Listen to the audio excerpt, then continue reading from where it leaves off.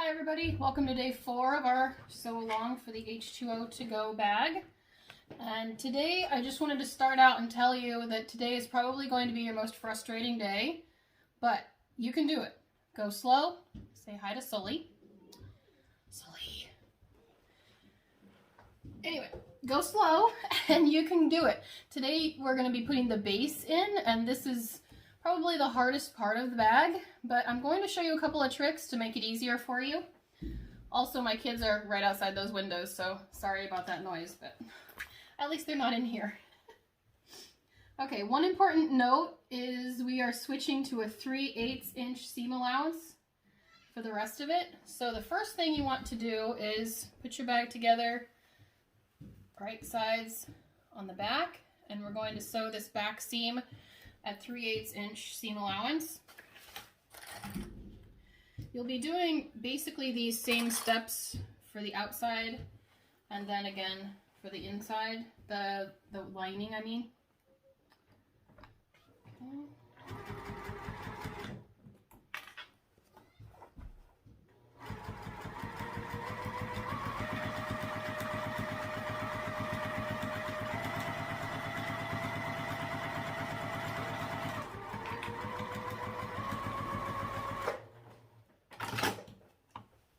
Okay, so all the way down on the outside, okay? And then you'll want to take your base, and I usually just fold this in half and give it a little bit of a crease, and then in half again. This divides it in 4 for you.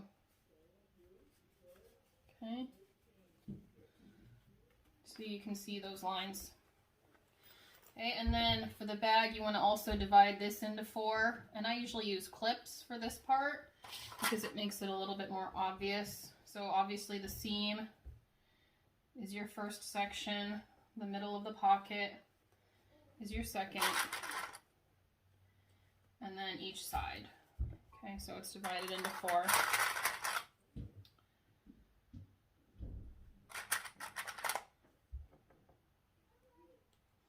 Alright, and then you'll just match that up with the 4 lines that we just made on here. Make sure to match your edges up as well as you can.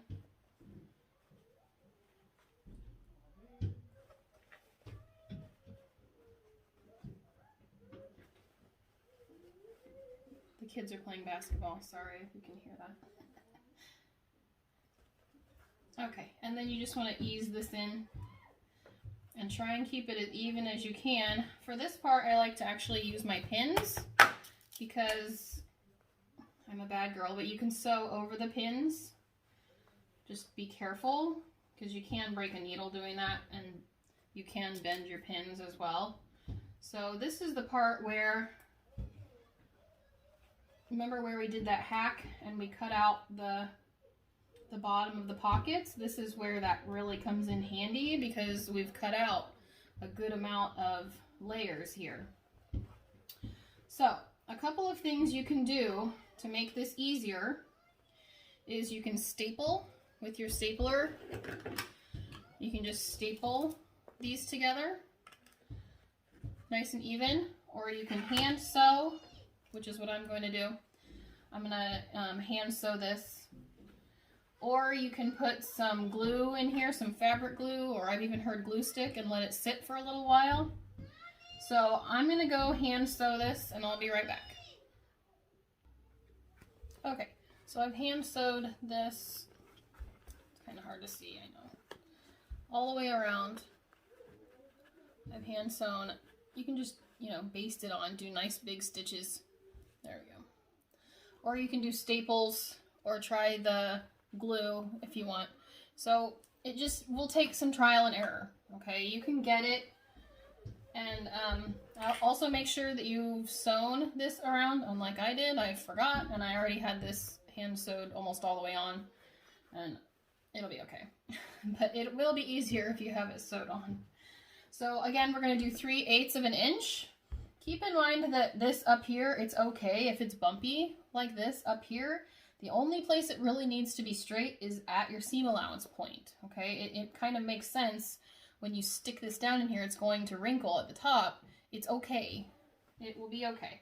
So we're going to sew this from the top like this because the pocket is a little bit easier to move around. You can do it like this, but it's hard to get this pocket to bend like that. So I like to do this one from the inside as the instructions show us. It's a little bit easier to get in there. So I usually start somewhere that is not the pocket so I can kind of get my bearings straight before I get to that big pocket. That tends to be the hardest part of this. So go slow on this, keep your seam allowance at 3/8 inch, and go all the way around the circle.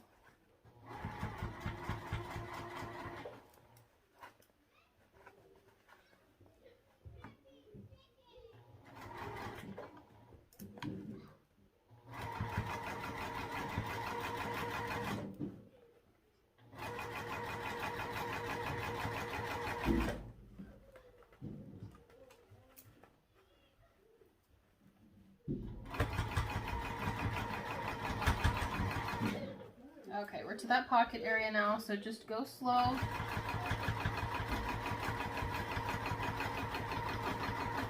I have done this on a domestic though, so it will do it. You may have to hand crank if it gives you trouble. And just keep turning.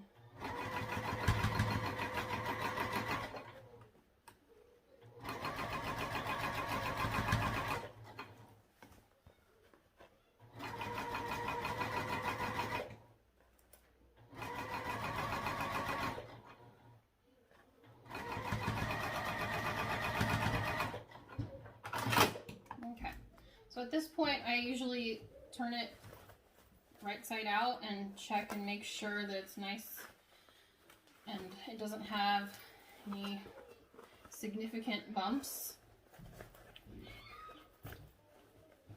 Okay, especially on the front, you don't want it to have any place that you're unhappy with. Okay.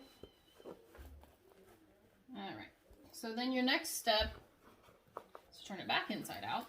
I know, it's kind of a pain, but you want to check and make sure you're happy with it before you go any further. The next step is to see how it's popping off. That's why you want it to be sewed down.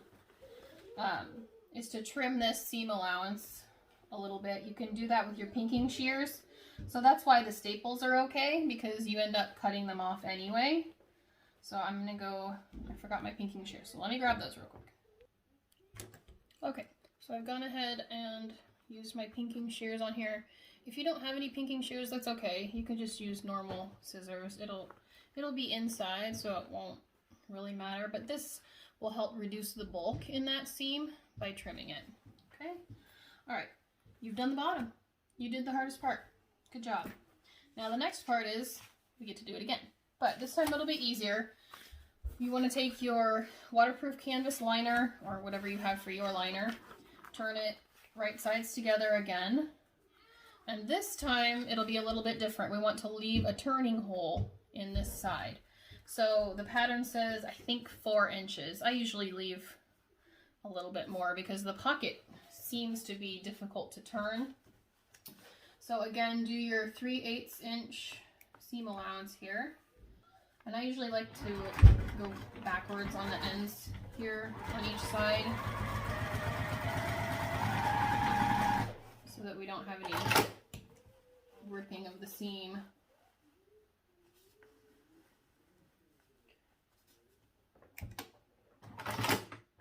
Sorry.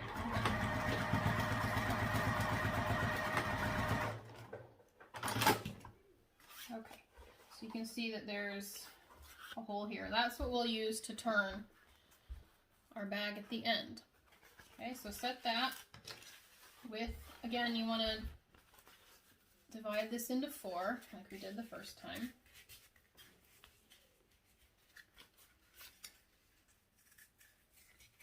Okay.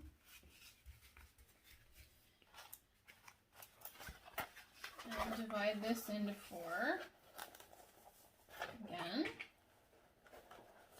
and put your seam out. Kind of, I don't know what to call it, butterfly. It's kind of what it looks like to me. Right?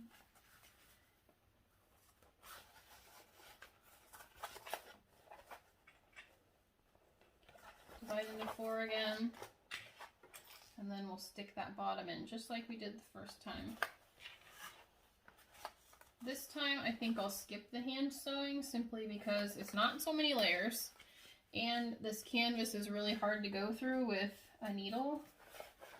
So we'll just pin in the bottom again. And we're really, when we do this, we're really focusing on that seam allowance and where the seam allowance will be, not so much on if these edges are flat, because they won't be. And one thing I wanted to mention is when you're sewing right along the edge of your decoville is a good way to try and keep your allowance right there and keep it nice and straight. It kind of gives you a guide visually for where to put your needle.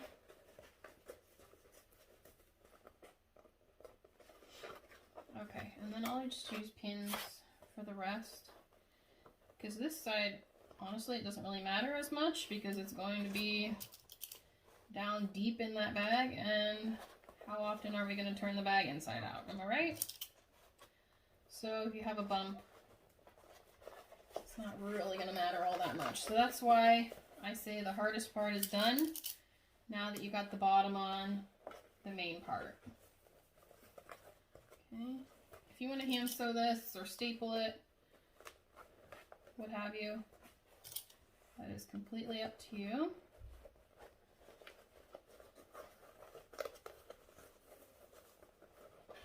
I'm going to show you one more trick for this part.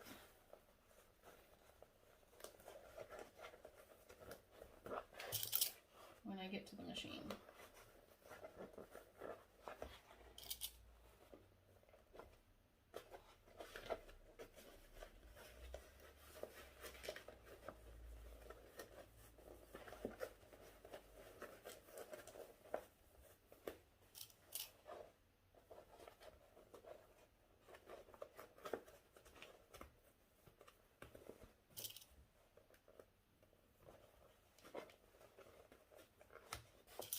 Okay, so remember on the main part we sewed it like this, right?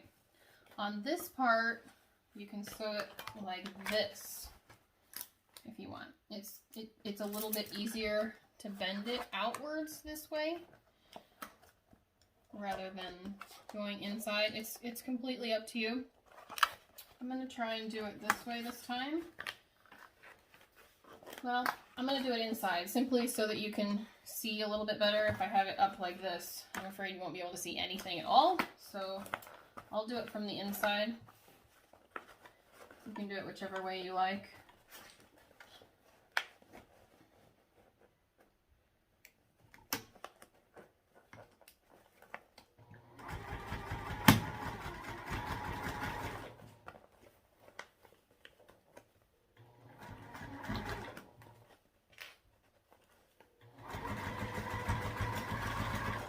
Again, try and keep those edges nice and even. You can use your decoville as a guide this way, if you do it from this side.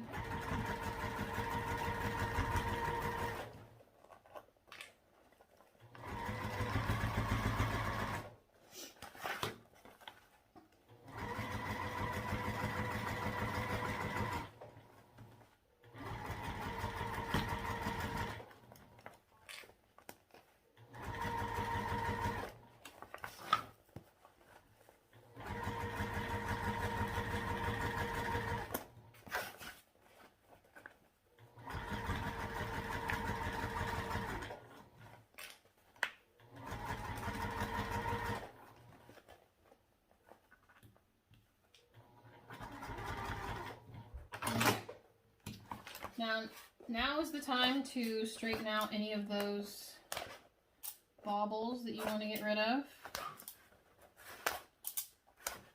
Okay. And we will do the same thing this time with trimming it. So you want to trim that seam allowance again to 1/4 inch.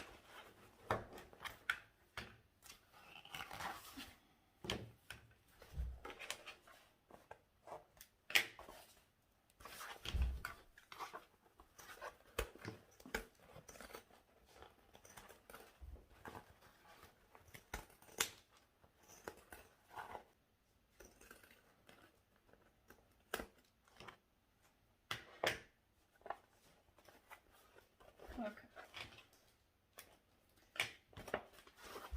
All right, so now you have your inside and your outside. Okay, you can set those aside for now. The last thing we're going to do today is your D-ring holders. So take your D-ring holder piece, and all we're going to do today with these is prepare them. So you want to fold this in half. I've already done it, so fold it in half, and then put these two sides at the middle. You can draw a line with a pen if you want to. And then fold it in half. So here's what you have. If you have the full piece out like this, you've folded the two ends to meet in the middle, and then you fold it in half this way, and then we're going to actually cut it in half. Okay, so those will be your D-ring holders.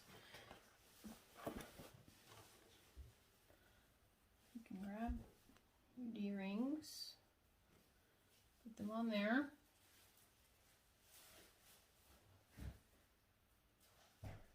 Okay. You can just clip it.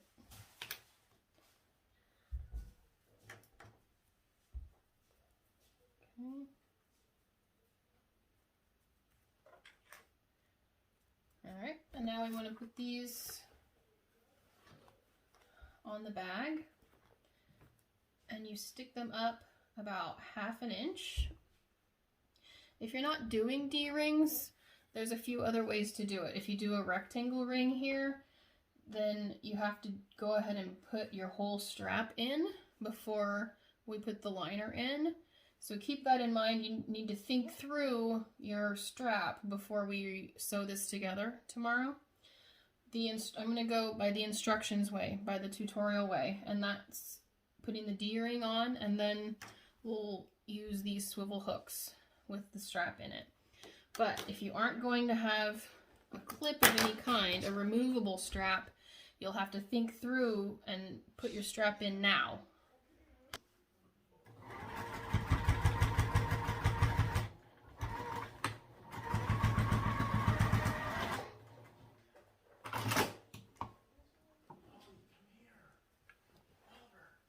Go ahead and put in the other side.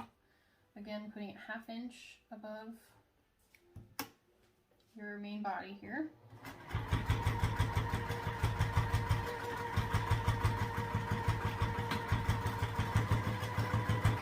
I usually sew over a few times there so that, you know, we're good and secure. Okay, so that is where we will end today. Go ahead and post a photo of your main and your lining with the bottoms in, and if you're doing D-rings, with your D-rings attached. Okay, see you tomorrow.